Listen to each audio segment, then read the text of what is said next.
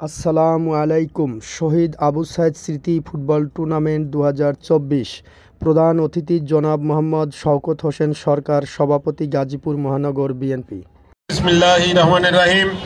ঐতিহ্যবাহী বাগিয়ার এই ফুটবল খেলার মাঠে আজকে অত্যন্ত প্রাণবন্তকর এবং উৎসাহপূর্ণ একটি ফাইনাল টুর্নামেন্টে আমরা অংশগ্রহণ করেছি, যার স্মৃতির উপরে এই খেলাটি যারা আয়োজন করেছে আমি তাদেরকে ধন্যবাদ জানাই এবং উৎসাহ দেই এমনি ভাবে যেন তারা এই মাঠে তারা এই ফুটবল ক্রিকেট খেলার আয়োজন করে যায়। আমরা এটা আশা করব যেন এই মাঠে খেলা সবসময় চলমান থাকে।